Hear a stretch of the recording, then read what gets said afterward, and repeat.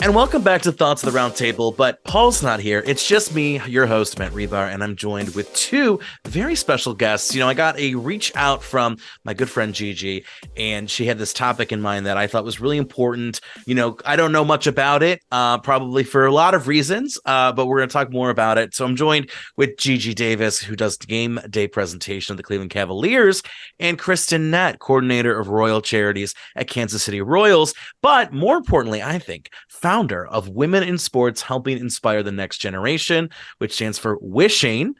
And I'm really excited to get into it. So thanks for both joining me. I want to hear both of your stories of how and why sports, why working in sports, why was that, your journey to get there? What was the inspo? What was the idea? What did it take to kind of get to that point? And a little bit about why you're passionate about working in sports. So whoever wants to take the bite first, go for it. Sure. So I'm originally from Wisconsin, and grew up a big Badger, Packer, Cubs, everything fan, and just sports were in my DNA, I swear, growing up. A lot of my best memories were watching sports. But I'm also very passionate about helping others and creating equal opportunities for others, which is why I was super interested in community relations in sports or charities in sports. So it's a great way to mix my love of helping others with my love of sports, and not a career path I saw myself going into at all, which we'll get to why Wishing was started. So for me, it's a really interesting path. Born and raised here on the shores of Lake Erie. I've worked in baseball. That's how they announce it. I steal it every time. Most people don't know this. I actually have a dual BA. One's in tourism and hospitality. The other one's actually in sports management. Then that took me on a really crazy ride. I went out west. I worked out in California and Colorado, blending them both together, working at ski resorts. Most people don't realize is that the ski resorts I worked at, Copper, Arapahoe Basin, Breckenridge, Mammoth, Heavenly, just to drop a couple. Most people ski there, actually. They actually are the final stops on massive tours. So guys, think Winter Olympics, think slope style, think super pipe. So think Chloe Kim, think Shaun White, think Jamie Anderson. Their final stops to qualify for those Winter Olympics is actually at Mammoth. In Copper out in Colorado and at Breckenridge, think Rev Tour, think Winter X Games. That actually kind of just combined everything I did. And then very unoriginal, living my best life, and COVID happened and I had to move home. Worked for the Indians, now the Guardians, back when I was in high school doing concessions. So I came back, worked there, retired after 5.5 seasons. And now I'm working in hockey and I'm just loving every minute of it. Yeah, and my story real quick, and the reason I met Gigi in the first place is because I do hosting game operations on air, not on air because we're not on air, but it's really hard to describe it to people who don't get it, because I'll say, oh, I host for the Monsters, I host for the Captains or Charge, and they go, oh, so like a restaurant host, and I'm like, no, I mean, like it's not that, but we call it host, and it's like more like announcer. It's very, I know the term makes people think that I'm like at the Cheesecake Factory or something. So but no, and it's funny, I think for me what I enjoy most about working in this field is the entertainment. I mean, what's cool about it is, yes, we have a game, we have the hockey game, we have the basketball game, baseball game, but people come for the experience. They want to have little snacks, they want to see a little game with people running on the field dressed as tacos or hot dogs or whatever, and to be part of that I think is really fun. So Kristen, I think you set it up really well for us. Walk us through how Wishing started, or maybe even before that. Like, what were some experiences that you were dealing with that you're like, ooh, like this is a problem, or I'm seeing an opportunity, or walk us through that inception. I was just taught from a really young age that not everyone is born into the greatest situation. I had two parents, both work jobs, never had to worry about where anything was coming from, my next meal, clothes, that kind of stuff. And my mom taught me from a really young age that not every kid grows up like that. So we need to do what we can to help those who are maybe in situations that aren't super desirable. So that's kind of where Wishing, the idea started. just working in sports as well. It's not easy to get here. You need to have a lot of connections. You need to have a lot of people helping you. And also, I felt as if I didn't have a ton of career exploration opportunities growing up. So that was another reason why I wanted to start Wishing, just to give women who are in underserved communities opportunities to learn about careers in sports at a younger age, and helping surround them with women who are already in the industry to kind of have as mentors and have their back, and just be a support for them and for women. Mm-hmm. I'm curious too, to go into detail, like what are some of the barriers that women are experiencing when it comes to working in sports? And maybe that's at, the minor, major leagues, or even, as simple as local physical education. Oh, Gigi, I see Gigi's hand slowly. I mean, let's talk, Gigi, go for it. Let's talk about it. Pay. If we have kids, like, God forbid, Matt, we work in hockey. God forbid you have a kid or even want to go on a vacation between, give or take, October 15th and, let's say, 2 weeks after Easter. They look at you like you're a Russian asset or something. If you have children, if you have family, if you just have lives, like, let's talk about it. We don't get paid the same. Childcare is extremely, extremely, extremely expensive. The list can go on. Mm-hmm. I think we also need to really talk about this. Sorry, Kristen, but just to finish up this point, we really need to talk about this. Mm-hmm. Sports happens at night. Unless you work in baseball and there's a matinee game. For people who don't know, matinee game means a game that starts between about 1 and 3 o'clock, give or take. Unless there's a matinee game, your game will start at 7 or 8 o'clock at night. Mm-hmm. Do you have childcare lined up for your kids? Is your kids' homework done? Do you have meals pre-planned for your kids? And I'm including, for us who are married, our adult husband, children as well in that equation. It's those very small things that most people don't think about, that it's just harder for women to do. Mm-hmm. Yeah, I think representation too. You don't see a lot of women. Well, now you do. I think it's gotten a lot better, on TV, women's sports. I think just like Caitlin Clark with Iowa women's basketball just completely like changed the game. The coverage seems, people are covering women's sports now a lot than they were in the past, but I think representation, just young women aren't seeing themselves in these roles. And if they are, it's only the like sports reporter who has to look cute and wear dresses and, not do some of the more physical roles like stadium operations and sportscasters, that kind of stuff. So I think representation really matters too. And we also need to talk about it, representation in non-employee roles or non-athlete lead roles. Caitlin Clark's amazing. Angel Reese is amazing. Flau'jae Johnson is amazing. Our U.S. women's soccer team is amazing. I can't think of any of their names off the top of my head right now. But we also need to put respect on Kim Mulkey's name. We need to sit here and put respect on the women who work in the front office, because at the end of the day, women who work in sports, in that front office, in that back office, doing stadium operations, the person handing you your popcorn, the one checking your ticket, the one annoying you because you decided to bring in spray on sunscreen into a baseball stadium, even though you know better. You need to be putting respect on their names, because at the end of the day, those are the women who literally make the game that you're there to see happen. Mm-hmm. Yeah, I think that's a great point, is that, yes, the players are the ones playing the game, but there's so much more that's happening to put on that game, to host in an arena or a stadium.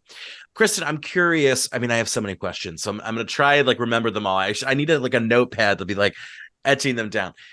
Do you think that I'm curious if you or people within Wishing who you've worked with, is there also this kind of expectation that like women are providing more like emotional support, like this idea of like men around them are like, oh, like women can handle like the emotion or like these little like nuances, or like staff even cleaning up at the fridge, it's like, oh, well, Betty can do that. Is there experiences even where, whereas, because I work full-time at an art museum, it's pretty, it feels a bit more like, oh, like who can clean the fridge? Anyone can. Or, I don't ever feel like I'm in a position where I'm like, giving certain duties or labors to, my female or female identifying colleagues. So I'm curious if that is another issue that some people are facing right now. I feel like it can be like that in any industry. I feel really lucky because my organization is, I mean, we have more women right now in my department than men, which is really, that's not usually something you see all the time. And I feel like it can be like that at some places, but just like any industry, it can be a little difficult like that. Mm-hmm. Anything to add, Gigi? I think it's not the microaggressions, it's the assumed gender roles that everybody thinks women, we are less likely to cause a russ or a fuss. We're more likely, frankly, to have OCD and who will want things to be put back and tidy before we leave for the day or before we leave for the weekend. We're more likely the ones to clean up because a lot of us do not like the quote I always like is I don't like walking into a dirty kitchen. Mm-hmm. If that's in my house or if that's at my job, we're more likely the ones to clean up. And I think it's getting better. I think I don't want to sit here and quote the Cavs, but I think they're pretty close to 50-50 when it comes to the Oh gender wow. split. I Mm-hmm. think so. Mm-hmm. We also talked a little bit, kind of hinting at women. We're seeing having more visibility of women in sports. Do you think with social media, we're in a TikTok culture, is that helping people, or are there benefits, consequences? What is that? Is that providing some light on these issues? Do you think, Kristen? I know that Gigi would probably be able to answer this one better because she know I'm serious. You are it's funny, we're trying to get takeovers, people to do wishing mentors to do takeovers, and Gigi's like, I'll do it because she's so good at it. So go ahead. Yes, Gigi, take it away. I do hashtag get readies with me 36 times a year. I do them as I'm doing my hair and my makeup. You guys have probably seen them in my Instagram story. You just pop your phone up. Ladies, let's not act like we wake up like this. I understand there's no video of this. We are all literally in our beds in our PJs with hoodies on right now. We have our hair's not done, our makeup's not done. So for me, full hair and makeup, it's a 2.5 hour process. I prop my phone up there and I literally talk into my camera as I'm getting ready. Mm-hmm. Out of all seriousness, there's a couple really cool TikTokers I follow. And one of them works for the Dallas Cowboys. Another one actually works for the Tennessee Titans. And they are not massive front office people. I believe one does community relations. I believe one's in stadium operations. And it's just that day-to-day grind. For example, most people don't know this. The NFL schedules just got released, give or take. What was that, guys? About? Sorry, I don't work in Like a football. week ago, maybe. About a week ago. The Dallas Cowboys also just hosted, I'm going to say the wrong one, so I'm not going to say which one I think it is. One of the country music awards. It was actually at the Star, which is the training facility for the Dallas Cowboys. And what this girl did on TikTok for about the past 2.5, maybe 3 weeks, is she showed us the process and the behind the scenes Mm-hmm. of getting ready for the schedule to be released on the same day as this awesome country music awards. And I'm not going to say which one I think it is because it's probably the wrong one. So following stuff like that, that's actually behind the scenes, has been really cool. Really getting into TikTok is great for get readies with me's and doing the day in the life to see. Most people don't actually know this. This is a very interesting fact. There is a lot of stuff that happens during the off season. The only thing I Mm-hmm. believe in season right now is baseball. Somebody correct me if I'm wrong about that. But when it comes to Major League Sports, I believe it's baseball, possibly lacrosse, and I think golf. But for all the other big sports, think about it, basketball, think about it, hockey, think about it, football. They're technically in off season. Most people think everybody's just at home chilling, but no, they are prepping for the next season. If it's announcing the schedule, if it's Matt, you and I, we work in basketball and hockey. It's getting those promos ready for next season. It's stuff like that. So actually being able to see what happens on a quote unquote non-game day or a non-season has actually been really cool and beneficial for people. I do Yeah. think that, Oh, go, Kristen. oh, Sorry. sorry. I do think sometimes that just like anything, social media can also be a bad thing. I think it has glamorized working in sports, which we all love working in sports. Like that's why we're in it. We love it. There's the fun moments. You get to go to the World Series game. You get your championship ring if your team wins. Like there's all these cool moments, but I think that social media doesn't do the greatest job of showing all the work, all the hours you're putting into this product, which turns out to be amazing. But when you were talking about kind of the TikTok or putting in the videos of all the work they were doing for the ACM awards. Thank you. Because I was about to say the CMAs. Yeah, so definitely just being realistic about what working in sports is too, but don't get us wrong. Like we obviously know it's incredible and very, very rewarding. And I think Kristen specifically, I give more empathy and compassion to anybody who works in baseball. That's because a homestand can be, and Matt, you understand exactly what I'm talking about. It can be anywhere between 7 and 9 days. And don't let there be hashtag a doubleheader in there as well. So I think people working in sports has been glamorized so much, especially with the advent of Instagram and TikTok. But the true blood, sweat, and tears in community and relations and those true best friends you build through those crazy, you guys, we all have stories. We've all worked in baseball. The rain delay, the game does not start until midnight. It goes 15 innings. Still have PTSD about that one game, by the way.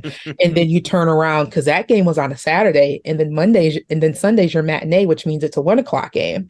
Those really small examples, people truly don't realize how many hours we really do put into working in sports.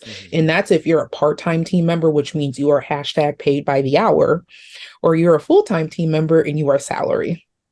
Yeah, I mean, in those cases too, like I think something that's untalked about it is really the sacrifice that goes into having, I mean, you're loving what you do, right? But in a way, you're like, oh gosh, I'm going to be doing 80 hours this week, or 70 hours this week, and I think that goes untalked about for sure. Is there any other things that either of you feel like this isn't really talked about? Like we see the glamour, we see the fun, we see the fireworks, but what are we not maybe seeing?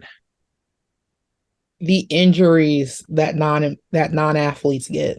That can be something as simple from a sprain to a stress fracture to a really nasty cold or flu, or even COVID can wipe out an entire department. And for us who work in winter sports specifically, we have seen it and we know exactly what we're talking about. It can be something as simple as the back pain. I always tell everybody, and this is going to sound really stupid, buy a smartwatch. You will be amazed by how many steps you do during sports season, during hockey season. On a game day, I'm averaging 20,000 steps a day. Don't let it be an outdoor classic when I did 40. But most people don't understand that people who work in sports, we don't have to be athletes. We do get injuries. It can be a physical injury. It can be us just getting really sick. And most of us, and this sounds really bad, especially post-COVID, so may God bless my soul, we will work through being sick. And that will be to our detriment. And I think that's not talked about a lot at all. And like the mental and emotional health too. I mean, the physical health, the COVID and the flu, but like the stress, or having to maybe even be like socially, like your social life can, I'm sure at some points like, oh, what are you doing this weekend? I am literally working. And I do that like in general to myself, but it's different when like, I'm taking on additional labor, but when maybe you're in a salary or financially you have to be working those part-time hours, right? That's, I mean, a little bit of more of a sacrifice too. So, Kristen, what is Wishing currently doing? What is on the agenda for the nonprofit? Sure. So Wishing started back in November. Basically, we were just looking for women working in sports like me and Gigi who were interested in giving back to women in underserved communities, Title I high schools, and being a mentor for them, but also teaching them what it's like to work in the sports industry, and eventually hoping that we get more women in the sports industry, especially women of color as well, because as we all know, there's a big disparity there in the sports industry. We received our nonprofit status in March, which was really exciting. So we've been able to accept donations and everything, which will be going towards scholarships for women who may not be able to afford college without them. And really, we've just been trying to get the word out about ourselves. So again, we really thank you for this opportunity. We are reaching out to schools, foster care organizations to try to recruit women to our program. And the program starts in September and goes till May. And what you can see in that is they're learning our curriculum and also getting one-on-one time with their mentor. So tell me more about the curriculum. What exactly, will you be teaching? And then I mean, again, so many questions. I'm also curious what that mentorship program looks like. So walk me through. Let's pretend I get through. I'm one of your recruits for September. Walk me through, like, what's that going to look like? Yeah, so the student dedicates about 2 hours per month and the mentor as well. The first hour is a large group session with all the other mentors and students from that area or that school. And they're learning our curriculum, which is anything from the different careers in sports, tailoring your resume or cover letter to a job in sports, finding internships in sports, even things like I know Gigi wants to do a segment about being having a family and a husband when you're working in sports, which Mm. is cool as well. And then the second hour per month is the one-on-one with the mentor and the mentee, and that's just to really talk about what they learned in the curriculum, ask any questions, but also develop a relationship because sometimes not everyone has someone in their corner to support them, and that's what we want to be for our high school students. Mm-hmm. And going off of that too, what are you looking for in a student and what are you looking for in a mentor? That's good too. And Gigi, if you want to chime in too as well, students just an interest in our program. We want people who are dedicated and are going to show up. You don't have to, you're not signing anything. You don't have to end up working in sports long term. It's just if you have a general interest. And then mentors, you have to be working in sports in some capacity. So we have women working for teams like, me and Gigi. We have NHL, NFL, collegiate sports, but then we also have the other side of the spectrum, which is like sports marketing firms and Special Olympics. We have some people, some mentors from there as well. So a large variety of women working in sports. Mm-hmm. And are you launching this nationally? Is it going to be virtual? Like, so I know I'm assuming based out of Kansas City. So is the goal to kind of maybe be physical on the ground in Kansas City and then start to build roots to be physical elsewhere? So we have about 230 mentors across the nation in 38 different states. Yeah. Wow. That's that quick? Yeah, it was crazy. Like I said, trust me, Wow. I did not want to have a nonprofit. That was not what I wanted at all because I know how much goes into it, money, time. Mm-hmm. But here we are. Mm-hmm. So the goal is to have people be in person as much as possible because we know the benefits of face-to-face interaction, but we know for the first couple of years it may have to be virtual until we expand to more cities. Yeah. Well, I think and to have that flexibility of people who, hey, I'm in Cleveland, hey, I'm in Kansas City, hey, I'm in Tulsa. I don't know why Tulsa came up, but I think it was like Kansas City. I was like I was like, oh, what's in that area? Tulsa. I love the idea of going for in person, but I think it's good that maybe you have a young woman, a young girl who's looking for like maybe education mentorship, who's in the middle of X Nebraska, and maybe it is hard to get to that location, or maybe it's one of those things where it's virtual and then it turns into in person eventually. But no, that's awesome. So right now, what do you need from our listeners? What do you need from potentially people who maybe listen to this because they subscribe to our feed and they're so confused right now because they're like, oh, I thought this was kind of like a comedy, political / sociological podcast. And they're like, there's an interview about, women in sports, but also maybe people are just listening to this because they wanted to hear more about you or more about the organization. What do you need from us? I can go, and then Gigi, I'm sure you have some thoughts too. Just support, follow us on Facebook, Instagram, wishing_org. If you know of a woman who's interested in a career in sports, definitely connect us. If you work at a high school, if you work with students, please spread the word. We're just really looking for students to be involved in our program right now, but also looking for partners to support us financially. So any sports organizations, any individual donors, anyone who really believes in our mission and what we do. Mm-hmm. And as of right now, we're also looking for a couple more mentors, definitely. And it doesn't have to be the Cleveland area, it doesn't have to be Kansas City. So it can be actually nationally anywhere you're located. Please reach out to us. And we're also looking for students. So if Matt or students who are listening to this podcast, please reach out to us if you are interested in being a mentee or wishing. Mm-hmm. And I just looked it up on Facebook. It was super easy to find. So, and I just gave it a like, obvi. And of course, if you want to check out that mentorship program, wishingmentors@gmail.com. And the website, I believe, is wishingmentors.wixsite.com. We're going to get our own domain soon, I promise. No, listen. I pay $60 a year for my personal domain and my LLC. So it's $120 a year. And trust me, that's a lot of money for me. I'm like, that's like 15 Audibles right there. Like, it's a lot of money. But no, and I'm looking at the website, it looks great, and it's just exciting, I think. So I think we covered everything. I have a question that I want to close out on, but is there anything else about wishing that we haven't talked about? And what maybe, actually, now I have two questions. Look at me.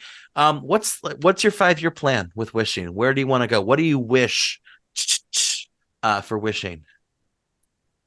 Yeah, so obviously our vision is that we see more women in the sports industry, and that we help women who are in undesirable places have the educational and financial resources to pursue a career in the sports industry. So that's the first thing we hope to see in 5 years, that we played some part in that. But also I would love to be able to take this to MLB, NHL, NFL, and partner with them on this, so we can individually, work together to get to impact as many students as we can in those front offices. So a lot of big plans, also to eventually have it be a full-time job, because right now it's hard to do both. Mm-hmm. What about you, Gigi? Where do you want to see wishing in 5 years? I definitely want to see wishing implemented not just in the MLB, the NFL, and the NHL front offices, but in teams throughout the country. And that can be major league teams. It can be minor league teams. It can be the AA or the AAA affiliate. It can be the AHL. It can be the ECHL. It can also be in a lot of high schools and even junior colleges across the country as well. Because I think wishing has the possibility to truly grow nationally, because it is a homegrown organization. Mm-hmm. And I think, sorry, I'll just say one quick thing. Mentorship is not unique, right? Like it is not a unique thing that we're doing here. It's been around forever. There's so many great organizations who do it so well. But what is unique about us is that we are truly wanting to help those who need it the most. And that's what wishing is for, and the population that wishing targets. So just really excited to continue to grow. Yeah. And I'm going to say one final thing.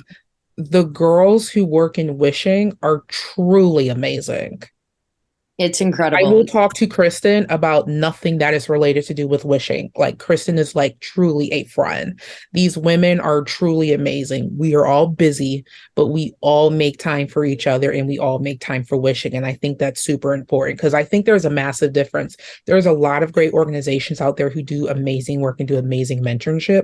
But if mentorship is not one-on-one, it's really hard to develop those interpersonal relationships with students. And also, working in sports is such a unique job and it's such a unique opportunity, because most people think working in sports, they think you're Kim Mulkey. But also, I want everybody to think the last time they went to a sporting event. Working in sports can be the security who stole your sunscreen because you decided to bring an aerosol into a baseball stadium.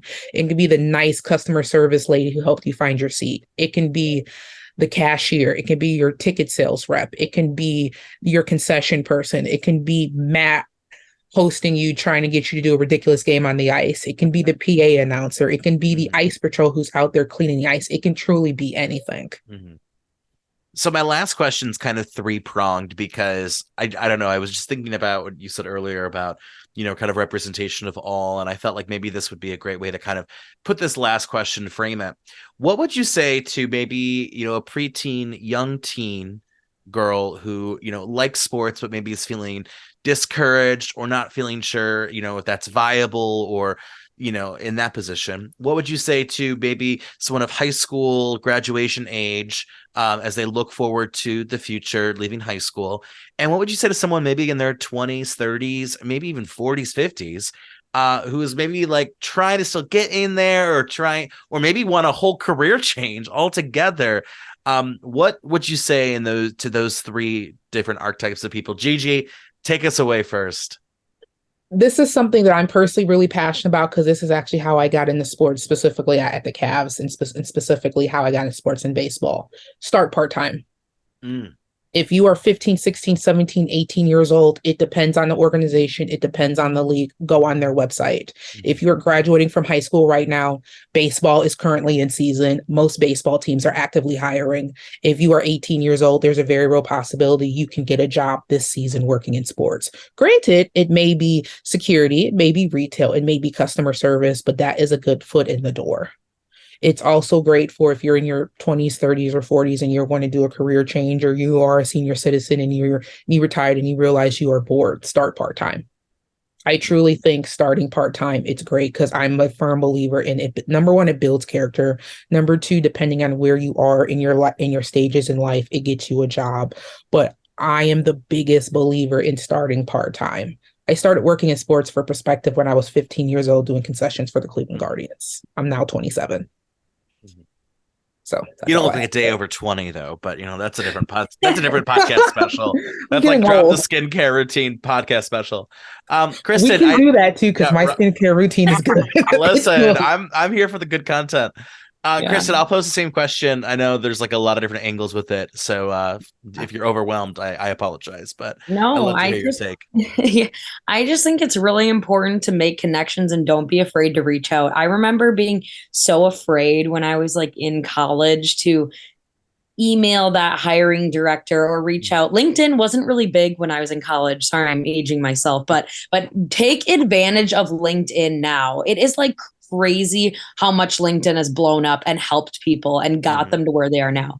So just don't be afraid to reach out because look, 230 women are wanting to help other women. That's just those who have heard about through LinkedIn. Yes, exactly. Through LinkedIn. That was our biggest recruiting. So there are plenty of people out there who want to help people who were in their position. And we were all in their position at one time, trying to find a job or internship in sports and not knowing how we were going to get there. And then I think the older,